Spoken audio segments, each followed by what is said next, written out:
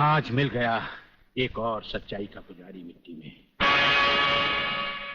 आग इनके शरीर को तो राख कर देगी, लेकिन इनकी आत्मा की आवाज कभी मिट नहीं पाएगी। पुलिस डिपार्टमेंट के इतिहास में डीआईजी रुद्र प्रताप चौहान का नाम सुनहरे अक्षरों में लिखा जाएगा।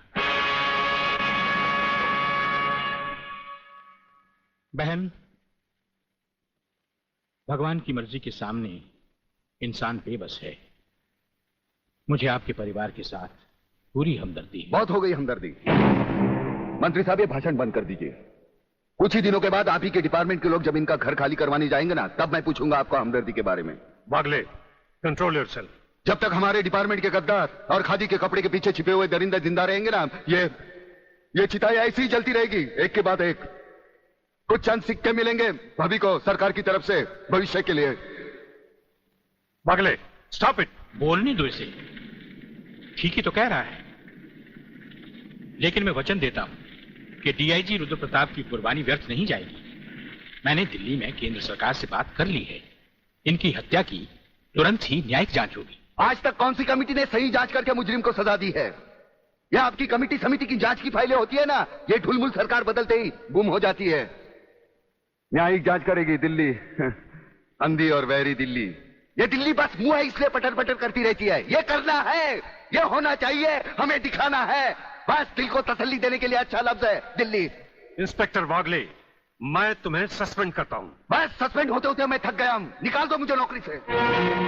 सच्चे पुलिस की या तो मौत होती है या तो सस्पेंड किया जाता है। इस वर्दी ने मेरे हाथ काटे, वरना एक एक गले चीर देता मैं।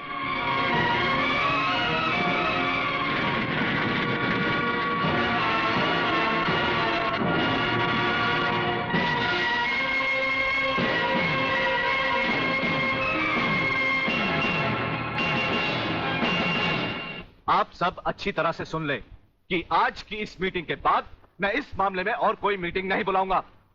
आज हमें इसी वक्त एक ऐसा डिसीजन लेना होगा जिससे कि हम देशद्रोहियों को जड़ से ही उखाड़कर फेंक सके। सर, बात अब इतनी आगे बढ़ चुकी है कि पुलिस और लोकल गवर्नमेंट के बस के बाहर है। अब सिर्फ एक ही रास्ता है sir, military force. Mister Menon, आपकी क्या राय है? सर, मिस्टर सिन्हा ठीक कह रहे हैं। सर, इसके लिए हमें पूरी मिलिट्री फोर्स भेजने की जरूरत नहीं। ये काम एक ऑफिसर सिर्फ अकेला ही कर सकता है। सिर्फ एक? यस सर, सिर्फ एक। वो शेरों का शेर है और राजाओं का राजा। हमारी पूरी मिलिट्री फोर्स को उस पर नाज है। उसने जिंदगी में कभी किसी चीज से हार नहीं मानी, इसलिए उसे वन मैन आर्मी कहा जाता है। कौन है वो? ब्रिगेडियर सूर्यदेव सिंह। 1962 की जंग में मेजर सूर्यदेव सिंह ने दुश्मनों के कई हवाई जहाज अपने कभी न खाली जाने वाले तेज निशाने से मार गिराए। उनकी इस दिलेरी और बहादुरी की कद्र करते हुए सरकार ने उन्हें परमवीर चक्र से सम्मानित किया और उसी के साथ मेजर से ब्रिगेडियर बना दिया। ऐसी ही बहादुरी और जांबाजी उन्होंने 1965 की जंग में भी कर दिखाई। टैंक युद्ध में दुश्मन के दांत खट्टे करते हुए ब्रिगेडियर सूर्यदेव सिंह आगे ही बढ़ते चले गए। खुद अकेले ही मशीन गन लेकर दुश्मन के खेमे में घुस गए और दुश्मनों की 4 चौकियों पर तिरंगा लहरा दिया। सिर्फ यही नहीं, इससे भी बढ़कर दिलेरी और बहादुरी उन्होंने 1971 की जंग में भी कर दिखाई और दुश्मनों को मुंह तोड़ जवाब दिया। सत्यवादी दुबे, दोगले के औलाद, कौन सी फिल्म लाया है? हमें उसकी सूरत देखनी है, उसकी बहादुरी की चर्चा नहीं सुननी। अरे जंग के मैदान में कोई भी तिस्मारखा बनकर वीर और परमवीर चक्र झटक लेता ही है, लेकिन वो कितना भी बहादुर क्यों ना हो, मेरी तलवार की धार से और गोलियों की बौछार से उसे कोई नहीं बचा सकता। कोई नहीं। ना तलवार की धार से, ना गोलियों की बौछार से। बनना डरता है तो सिर्फ परवरदिगार से।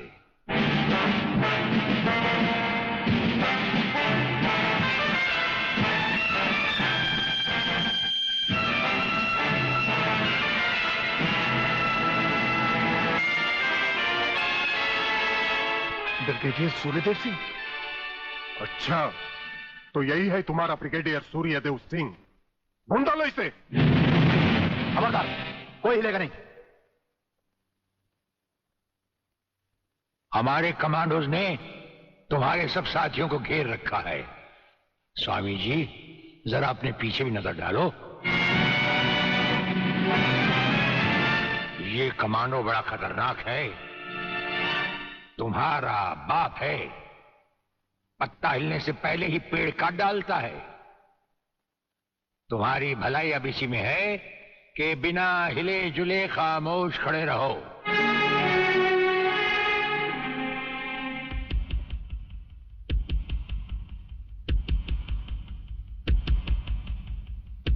दुबे नाम है सत्यवादी। सत्यवादी दुबे। जैसे गधे की पीठ पर घोड़े की जीन अच्छी नहीं लगती, वैसे ही तुम्हारे कंधों पर ये सितारे अच्छे नहीं लगते। और ये कमरबंद पेटी भी अच्छी नहीं लगती।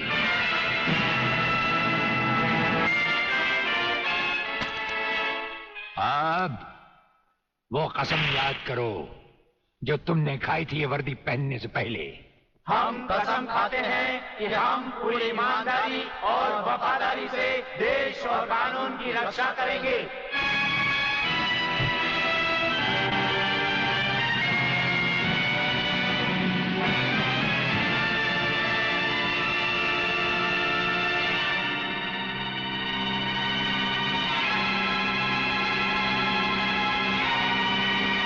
हम तुम्हें सिर्फ ये बताने आए हैं कि अगर तुमने तिरंगे के खिलाफ कोई भी कदम उठाया तो हम तुम्हें वो मौत देंगे जो ना तो किसी कानून की किताब में लिखी होगी और ना ही कभी किसी मुजरिम ने सोची होगी।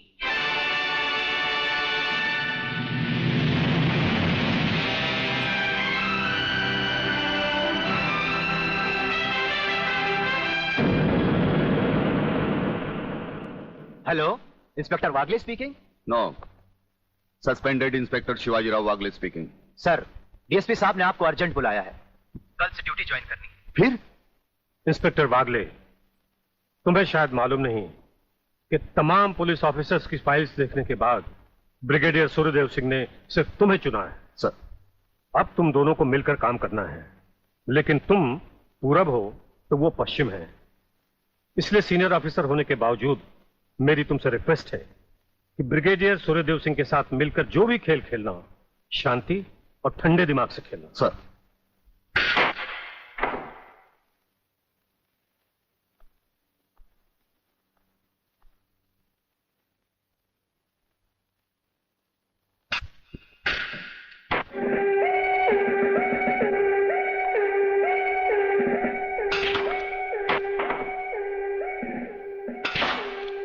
बड़े प्यार से खेलते हैं आप। असली खिलाड़ी मरने वाले दुश्मन को पता भी नहीं चलने देते कि कब होगी उसकी मौत।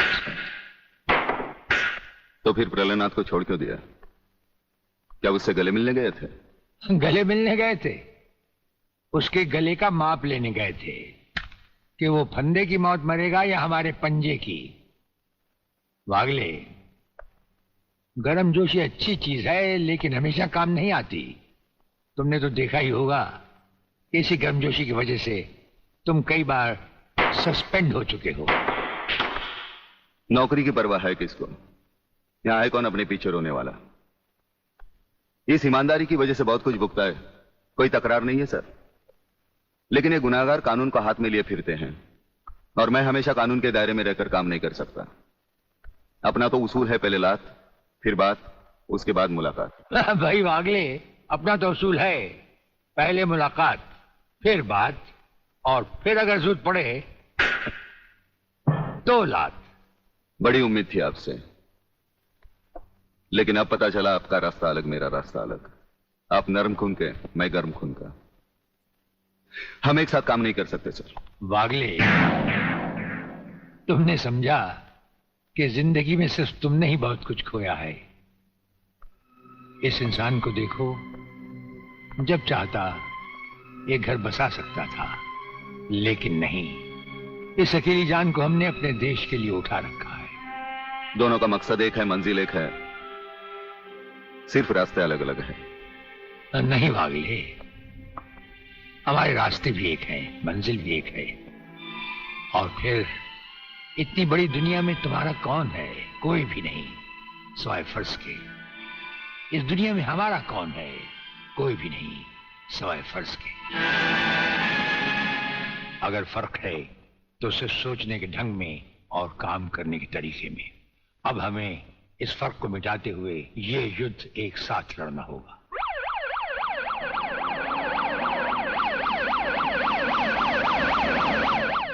मुझे अपनी जान की तो परवाह नहीं है, लेकिन आप इस तरह खुलेआम गाड़ी में घूम रहे हैं, ये खतरा मैं उठा नहीं सकता। जिस गाड़ी में तुम बैठे हो ये मामूली गाड़ी नहीं। मामूली गाड़ी मामूली आदमियों के लिए होती है, ये गैर मामूली गाड़ी है, एक गैर मामूली इंसान के लिए। बुलेट प्रूफ, और इसमें ऐसे ऐसे गैजेट लगे हुए हैं जो बम से लेकर पटाखे तक की खबर में मिल जाती है। लेकिन इस वक्त हम जा कहां रहे सर? गाड़ी रुकने पर तुम्हें खुद ब खुद पता चल जाएगा।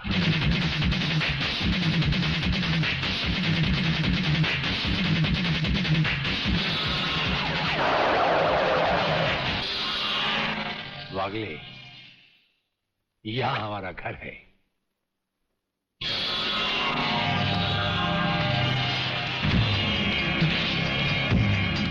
यहां तो सिर्फ चारों तरफ जंगल ही जंगल नजर आ रहा है, रहने की तो कोई जगह ही नजर नहीं आ रही।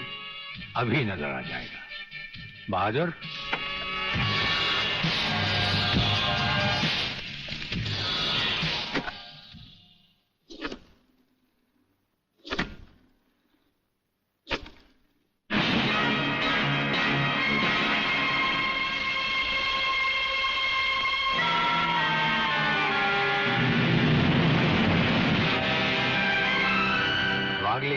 ये ऐसा बंकर है जिसका अता पता सिर्फ हमें या एक हमारे खास आदमी खबरीलाल को है, और आज से तुम्हें होगा। ये इतना मजबूत है कि इस पर ना तो कोई हवाई हमले का असर हो सकता है और ना किसी बम या बारूद का। दुश्मन तो क्या, हमारी इजाजत के बगैर परिंदा भी पर नहीं मार सकता। वागले आओ, अब हम तुम्हें अपने बंकर से वाकिफ करवाएं। ये रहा हमारा ट्रांसमीटर सेक्शन। यहां से हम हिंदुस्तान के किसी भी मिनिस्टर से जब जी चाहे हॉटलाइन पर बात कर सकते हैं, लेकिन आसमान वाले ने चाहा तो इसकी जरूरत कभी नहीं पड़ेगी। हम अकेले ही तुम्हारे साथ वागले सब कुछ संभाल लेंगे। और वो देखो, वो एक कमरा जिसमें सब हथियार रखे हुए हैं, और उस कोने में रहा हमारा अस्पताल। यहाँ हर लाए दुश्मन का सीटी स्कैन करके उसकी अंदरूनी बीमारियों को बाहर निकाला जाता है। मुझे छोड़ दीजिए ब्रिगेडियर साहब, मैं सच कहता हूँ, मैं प्रलयनाथ के बारे में कुछ नहीं जानता। मुझे छोड़ दीजिए ब्रिगेडियर साहब। और छोड़ तो तुम्हें जरूर देंगे, लेकिन तुम मोटे बहुत हो, थोड़ी चर्बी कम होने के बाद। यह अस्पताल मेरे हवाले कर दीजिए सर, चर्बी कम करने के बहुत से तरीके मुझे मालूम है। हाँ, गुड वागले।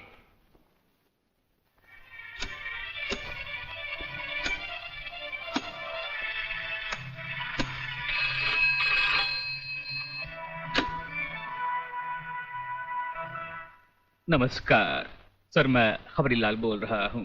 ओ खबरीलाल, आज के मुख्य समाचार ये हैं कि प्रलयनाथ गुंडा स्वामी ने खतरनाक किलर बब्बन खूनी को आपको खत्म करने के लिए एक बहुत बड़ी सुपारी दी है। हमारे नाम की सुपारी खाने वाले को जिंदगी भर दांत चबाने पड़ेंगे। ये हमारे नाम की सुपारी खाने वाले चमगादड़ के खाने पीने का ढाबा कहाँ है खबरीलाल? शहर से 40 मील दूर काली पहाड़ी के पीछे उसका एक अपना बहुत बड़ा मैंगो फार्म है। आज के समाचार समाप्त हुए।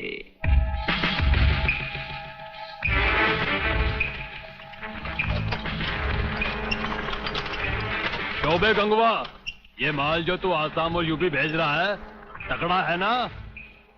तगड़ा क्या सरकार, ये नंबर 1 फसल है, नंबर 1। अरे 25 मीटर दूरी पर जाती हुई गाड़ी को ये ऐसे उड़ाता है।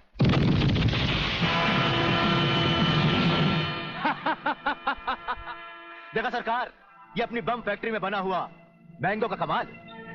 यूपी और असम में आतंक फैलाने के लिए ये माल तो ठीक है, पर मुझे वो माल बता जो ब्रिगेडियर सूर्यदेव सिंह को उसकी गाड़ी के साथ जलाकर उसे राख कर दे। वो भी तैयार है सरकार। ये देखिए छोटा सा हाफुस जो 50 मीटर की दूरी पर जमीन पर गिरते ही ऐसा फटता है कि मरने वाले की हड्डियों का सुरमा बन जाता है। ये देखिए।